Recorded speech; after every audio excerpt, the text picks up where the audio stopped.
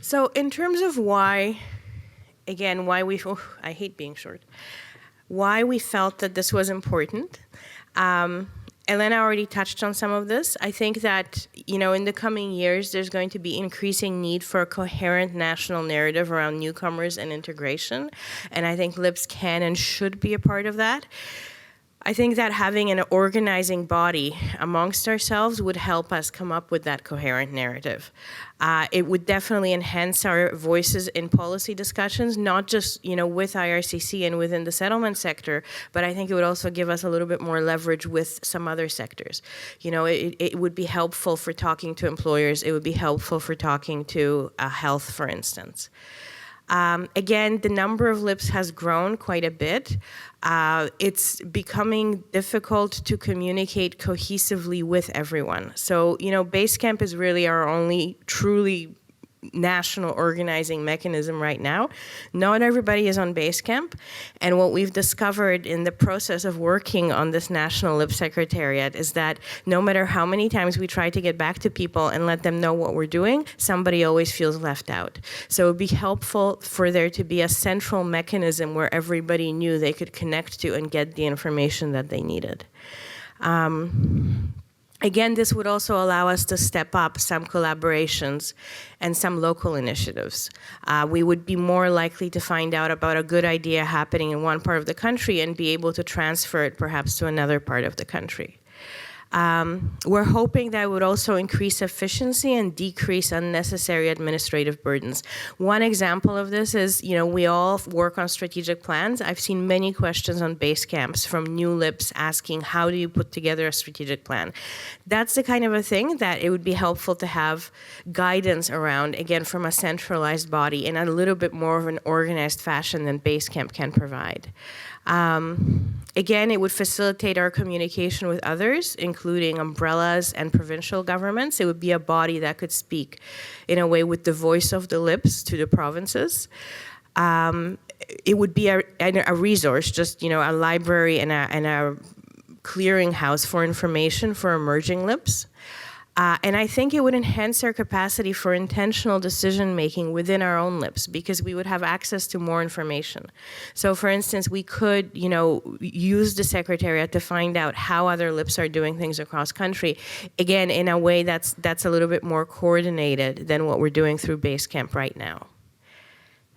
So who's working on this? Again, this is a LIP grassroots initiative.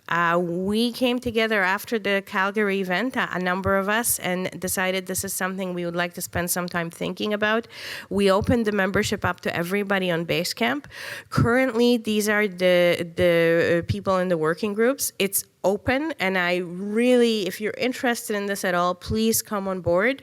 Best way to do that would be to contact any of us currently in the working group and just let us know you're interested in joining, and we will bring you right on board. It's done, all the communications we've done is via Google Docs, through email and phone check-ins. We have tried to aim for equitable representation. So, you can see that we have representatives from across the country. Again, the more the merrier. And I think we should get a couple more small LIPS in there. Where are we at? So keep in mind, we're all doing this off the sides of our desks, and we're doing it nationally. So even arranging phone calls means taking time zones into account. So given those constraints, I actually think we've done quite a bit of work since Calgary. And all the work that we've done pretty much is on BASECAMP. So we have a draft statement of intention of what the Secretariat would do, what it might look like, and that's on BASECAMP. We have a work plan that assigns different responsibilities for putting together a Secretariat to the different members of the working group. And I believe that's not on BASECAMP. I think that's just on our Google Docs. We have a draft representative framework that's on BASECAMP. And now we have a draft vision, mission, and values that's also on BASECAMP. Now, I was the one who drafted that, and I didn't get a lot of responses on BASECAMP. So I actually asked that it be handed out in hard copy here, but I'm not sure if that was done. Yes, excellent. So I welcome any feedback on that. It's a rough draft. Some of it is just ideas. And if you do have feedback on it, please feel free to offer it either here or through BASECAMP on the document itself. In terms of where we are at communicating with the LIPs around this, we understand that it's absolutely crucial to get LIP buy-in if this is going to go ahead. The working group really has no authority to speak for the LIPs except insofar as you give us that. So we did send out, we posted on BASECAMP a request for support, for endorsement to the LIPs, and many of you might have seen that. We also sent it out through email to all the contacts that we were able to get for the LIPs. We received a total of 77 responses so far, 75 of which are supportive of the project, of the initiative. Now, that sounds a little bit better than it actually is, because the truth is we also didn't hear back from 27 LIPs. So that means we heard more than once from some LIPs, and we still need to get in touch with 27 of you. Again, if you're not on BASECAMP, please get on BASECAMP.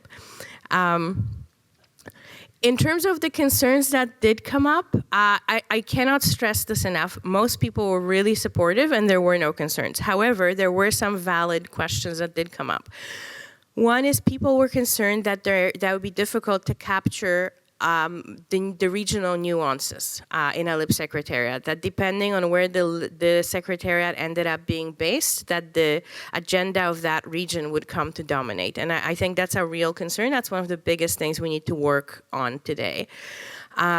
There was a fear that the Secretariat would take on a possible oversight role, almost like a college or a supervisory body. That was never the intent. I don't think we've ever thought about it that way. The intent was always as a clearinghouse for the LIPs, it was never our intention that there'd be any kind of, supervision of local LIPs by the Secretariat.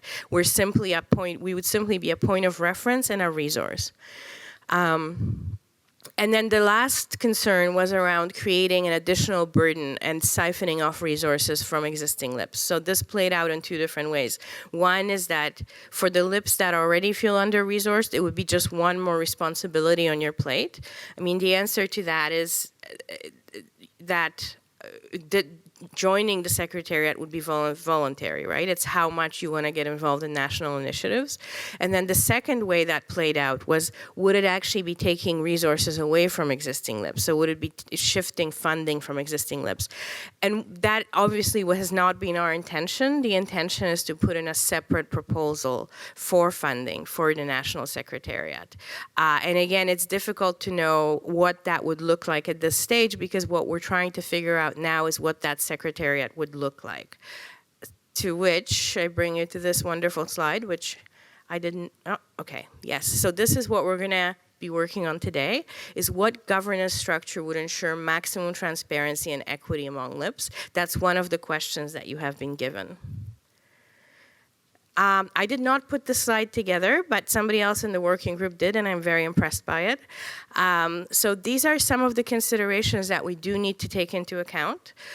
We need to look at how this Secretariat would align with local LIPs, how it would align and interact with umbrellas, IRCC regions, and IRCC national scope. So again, we don't want to duplicate work that's being currently done. We want to make sure that we complement the work that's being done. Now, this is on BASECAMP, by the way. And then the other set of considerations is we want to, when we are thinking about the Secretariat, we want to take into consideration the urban-rural split, large, small centers, service-providing organizations versus municipally based LIPs, clusters, so existing clusters, like I know PNG has its own cluster. I know there's clusters in Ontario of LIPs that already meet regularly and work regionally. And then temporary issue-based subject matter that might arise, subject matter experts that might arise. So as you can see, we are aware of the concerns that have crept up through these conversations. The question is how to now take all of that and integrate it into a governance structure that really works. One idea on the table would be that the LIP that holds the contribution agreement doesn't necessarily need to be the seat of the Secretariat. They could simply funnel the funds to other regions, and the Secretariat itself could rotate around the country. And there's some models for that. But again, we haven't advanced that vision very far yet. What are the next steps for us? Well, first of all, I would again encourage people to join the working group. We need your help. We're going to continue seeking lip buy-in, so we're going to be trying to contact those 27 lips that have not gotten back to us. We are going to work on a governance structure that could work for everybody. And then the aim ultimately is to have a draft proposal ready by the time that the CFP comes out. So we are hoping to apply for funding under the upcoming CFP for this. And I think that's it for me. Thank you.